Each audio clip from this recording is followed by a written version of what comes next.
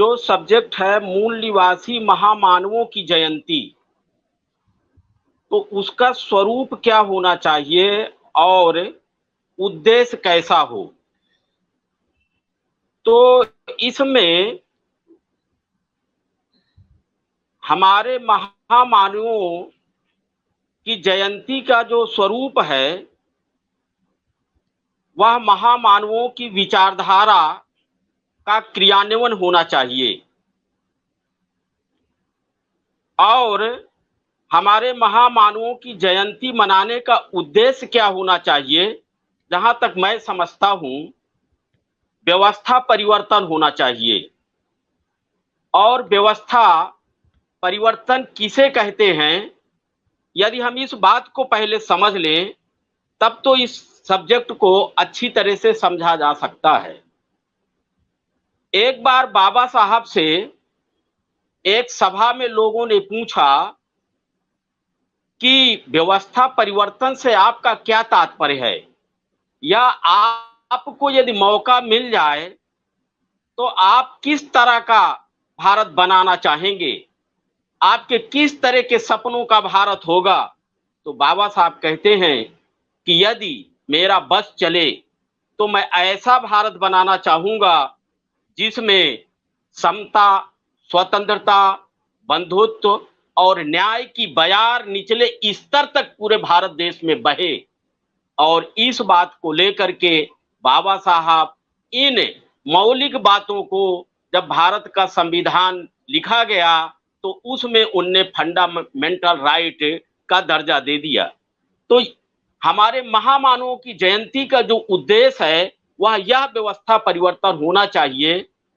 तो फिर हमें वर्तमान समय में जिस तरह से भारत देश में हमारे मूल निवासी समाज के लोग जयंतियां मना रहे हैं, तो ये जो मूल निवासी समाज के लोग हैं ये कौन से लोग हैं, यानी जो इस देश के वंचित शोषित लोग हैं, जो इस देश के ही मूल निवासी हैं, उन लोगों के महामानवों ने जो इस देश के शोषित, वंचित, दुखी, गरीब, असहाय लोगों को उत्थान करने के लिए उनने अथक प्रयास किया, ऐसे लोगों को ही हम मूल निवासी महामानव की श्रेणी में रखते हैं। इस संदर्भ में जो वर्तमान समय में हमारी जयंतियां मनाई जा रही हैं उससे करोड़ों रुपए समाज का बेकार हो जाता है और उन जयंतियों से कोई मूल निवासी समाज को लाभ नहीं होता है। इसके संदर्भ में मैं एक महापुरुष की दृष्टांत से इस बात को मैं स्पष्ट करता हूं। उत्तर प्रदेश में रामस्वरूप वर्मा उत्तर प्रदेश गवर्नमेंट में वित्त मंत्री थे। उनने अर्जक संघ की स्थापना भी किया था और वो वैज्ञानिक दृष्टिकोण वाले व्यक्ति थे। वो पूरे भारत देश में, खास तौर से उत्तर प्रदेश में वे वैज्ञानिक दृष्टिकोण विकसित करने में लगे हुए थे। उनका जयंतियों में कोई विश्वास नहीं था, क्योंकि जयंती मनाने वालों का कोई उद्देश्य नहीं होता है। वो निराधार जयंतियों को मनाए रहते हैं, उससे हमारी जनता का कोई लाभ नहीं होता है। तो वो पूरे देश को जागरूक करने के लिए, यानी अंधविश्वास, पाखंड दूर करते हुए, मूर्ति पूजा को दूर करते हुए, चमत्कार को दूर करते हुए वे इस देश को जागरूक कर रहे थे। और उस कड़ी में जब वो इस देश के लोगों को जागरूक कर रहे थे तो कभी उनको लोग ऐसी जयंतियों में आमंत्रित करते, तो एक बार वो एक जयंती में पहुंचते हैं, बाबा साहब की जयंती में, और उनसे बाबा साहब की प्रतिमा में माल्यार्पण करने के लिए और अगरबत्ती जलाने के लिए उनको आमंत्रित किया जाता है, तो वो माल्यार्पण नहीं करते हैं। तो लोग उनसे रुष्ट हो जाते हैं कि ये व्यक्ति तो बाबा साहब को मानता नहीं है। उनने लोगों को समझाया कि देखिए, ये जयंती मनाने से, जब जयंती लोग मनाते हैं तो महापुरुष की मूर्ति की जरूरत होती है, उसके फोटो की जरूरत होती है, और जब मूर्ति की जरूरत होती है तो फिर लोगों को उसकी पूजा करने की जरूरत होती है। लोग उसमें माला चढ़ाते हैं, अगरबत्ती जलाते हैं, नारियल फोड़ते हैं। तो इस प्रकार से ये तो जैसे भगवानों की, देवताओं की काल्पनिक पूजा लोग करते हैं, उस तरह से ये पूजा वाली व्यवस्था हो जाती है। तो लोगों की फिर उस मूर्ति पर आस्था हो जाती है, उसका पूरा अडिग विश्वास हो जाता है। और जो हमारे महापुरुष के कार्य हैं, जिनके द्वारा हमारे मूल निवासी समाज को फायदा होता है, वो उन विचारों को नहीं मानता है, उसके दिमाग से वो हट जाते हैं और वो मूर्ति पूजा पर विश्वास करने लगता है और मूर्ति पूजा से वो सारे लाभ लेना चाहता है। तो जब लोग मूर्ति पूजा करने लगते हैं तो उनका मस्तिष्क अंधविश्वासी हो जाता है, और जब मस्तिष्क अंधविश्वासी हो जाता है तो तार्किक बुद्धि नष्ट हो जाती है, और जब व्यक्ति की तार्किक बुद्धि नष्ट हो जाती है तो वो गुलाम हो जाता है, और जब व्यक्ति गुलाम हो जाता है तो उसका सर्वनाश होता है और उसके द्वारा समाज का, उसके पूरे मूल निवासी समाज का उसके द्वारा नुकसान होता है। तो एक बार ऐसा घटित होता है कि रामस्वरूप वर्मा के अर्जक संघ के प्रयास के द्वारा उत्तर प्रदेश सरकार को उन्हें लेटर लिखा कि जो SC ST के हॉस्टल हैं और जो सार्वजनिक पुस्तकालय हैं, जहां पर सरकार एड देती है, ऐसी जगहों पर बाबा साहब का साहित्य, उनका वांग्मय रखवाया जाए। तो उनके अथक प्रयास के बाद यानी बाबा साहब का वांग्मय और उनका साहित्य वहां पर रखवाया गया। और जो वहां की सरकार थी, वह सरकार कुछ दिनों बाद यानी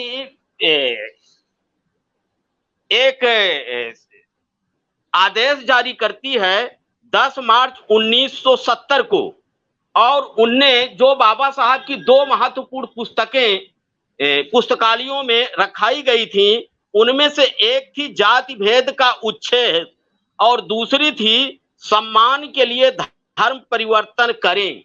तो इन पुस्तकों की उन छात्रावासों से वापसी करा लिए थे, और फिर इतने में सरकार का संतोष नहीं हुआ और 12 सितंबर 1970 को एक आदेश निकाल करके उत्तर प्रदेश की सरकार ने बाबा साहब की जो पुस्तक सम्मान के लिए धर्म परिवर्तन करें, पुस्तक को जब्त कर लिया गया। और जैसे ही पुस्तक को जब्त कर लिया जाता है तो अर्जक संघ के पेपर में ये निकलता है, और जब ललई सिंह यादव को पता चलता है तो अर्जक संघ के नेतृत्व में, रामस्वरूप वर्मा के नेतृत्व में इलाहाबाद हाई कोर्ट में वे केस दायर कर देते हैं और बाबा साहब की इस पुस्तक को बहाल करवा करके मानते हैं।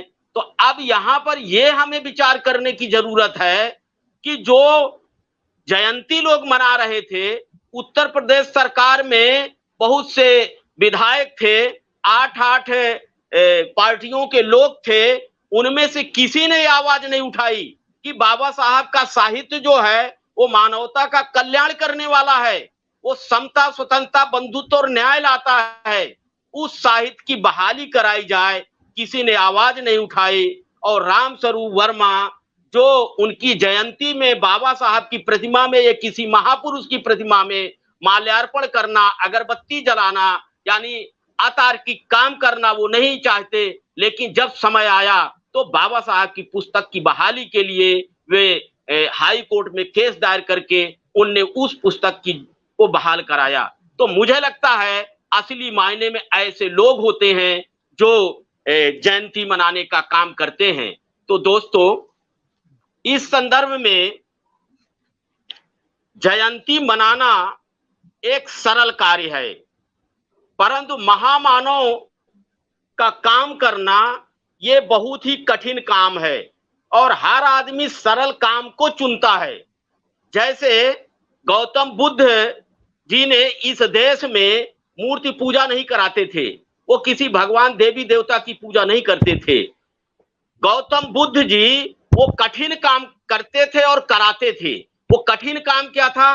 वो पंचशील धारण करवाते थे, क्योंकि वो मानते थे कि लोग जो पंचशील अगर धारण करेंगे तो जो पंचशील को धारण करेगा उसका भी कल्याण होगा, और उसके पंचशील धारण करने से उसके समाज का भी, उसके अगल बगल रहने वाले पड़ोसियों का भी कल्याण होगा।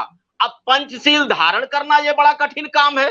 तो गौतम बुद्ध जी वो काम करते थे जो काम कठिन हो और मानव कल्याण के लिए हितकर हो। तो इसी प्रकार से यानी जयंतियों का मनाना सरल है, परंतु पंचशील का पालन करना या हमारे महापुरुषों ने जो कार्य किया है उस कार्य को आचरण में ढालना और लोगों को समझाना ये बात कठिन है। तो इसलिए लोग सरलता की ओर भगते हैं। और जब नाम की जयंती साल में एक बार आती है, एक बार मना लेते हैं जयंती और फिर साल भर लोग सोते हैं। और कार्य की जयंती यानी कार्य जो है वो 24 घंटों महापुरुष का करना होता है। इस प्रकार से ये जो महामानवों का जो कार्य किया जाता है उससे व्यक्ति का फायदा होता है, और जो जयंती मनाने से व्यक्ति का नुकसान होता है, करोड़ों रुपए की क्षति होती है, समय का नुकसान होता है और लोग अंधविश्वासी बनते हैं, गुलाम बनते हैं और अतार्किक बुद्धि के लोग बनते हैं। साथियों, तो इस संदर्भ में फिर ये जयंतियां कैसे मनाना चाहिए?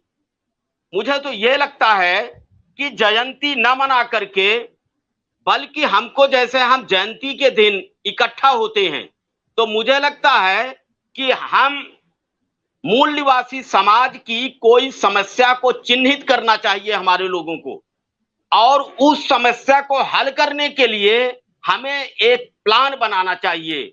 और प्लान बना करके अगर उस कार्य को पूरा करने के लिए अगर लोगों को इकट्ठा होने के बजाय बिखरना पड़े, तो हमारे लोगों को उस दिन बिखर करके पूरे भारत देश में कार्य करना चाहिए, लोगों को प्रशिक्षित करना चाहिए, लोगों को समस्या को समझाना चाहिए और उसको हल करने के लिए जागरूक करना चाहिए और संगठित करके देश को लोगों को अपनी समस्या हल करना चाहिए। तो मुझे लगता है जो करोड़ों रुपए जयंतियों में खर्च हो जाता है, इस प्रकार से हमें अपनी समस्या को हल करने के लिए उस पैसे का उपयोग करना चाहिए।